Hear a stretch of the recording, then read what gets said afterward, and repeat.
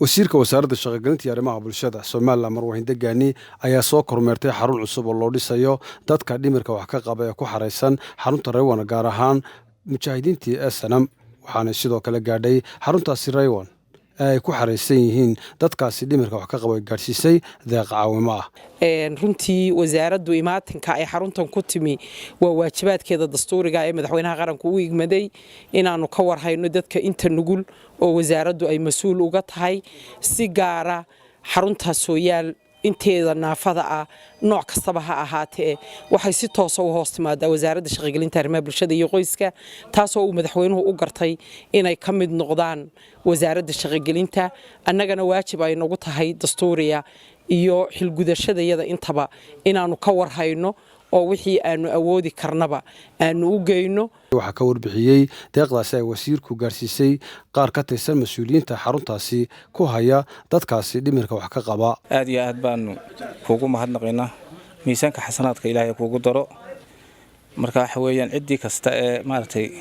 gacan ka geysata waa magaranaysa loo baahan yahay wasiirkii ugu horeeyay ee xarunta dhimirka ee Sooyaal Raywan ay wasiirkii ugu horeeyay soo galay inuu hinda xirsi noqdo aad iyo aad baan uga mahadcelinaa wasiirka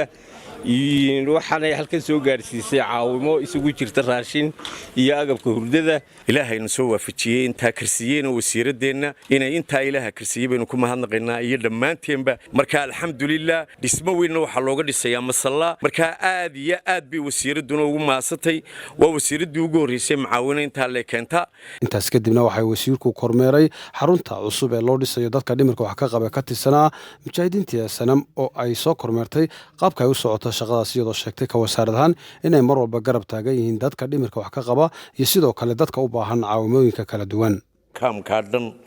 masaajidkii leeyahay barkadii leeyahay in garoonkii baa haray halkii jimicsiga halkii kale tababarka kale ay ku galayeen dibadda halkii aan ku tusay jaajurka yaale waa laba blog oo loogu talagalay in khudradda lagu beero iyaga laftigoodu beeraha ay ka shaqeeyaan oo ku tabcaan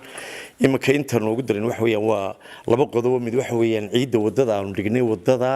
laamida ka soo weecanaysa maayarka ballan qaado yiri waan dhigayaa ilaahay taala ilaahay u fududeeyay taana uu ogi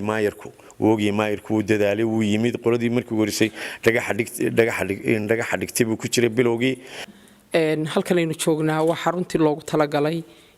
in ay degaan haddii eebe idmo ama lagu hayo mujaahidiintii SNM ama Sooyaal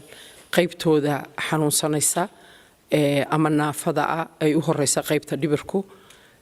runtii tacab iyo dadaal badan ayaan halkan ka arkayaa waxa iyaduna runtii wasaaraddu ay idin kala shaqeynaysaa in la helo farsamo sidii loo bari lahaa dadka marba cidii ladnaata ee wax qaban karaysa si ay bulshada ugu noqdaan iyagoo shaqaysan kara Cabdulqaadir Cawdi Hawaan TV Hargeysa adeega cusub ee shirkadda Dahabshiil iyo Idahab haddaba macmil adeegan cusub ee casriga ah waxa uu ku sahlayaa in adigoo jooga gurigaaga ama goobtaada shaqo aad lacag ugu xawishid asxaabtaada iyo ehelkaaga jooga daafaha dunida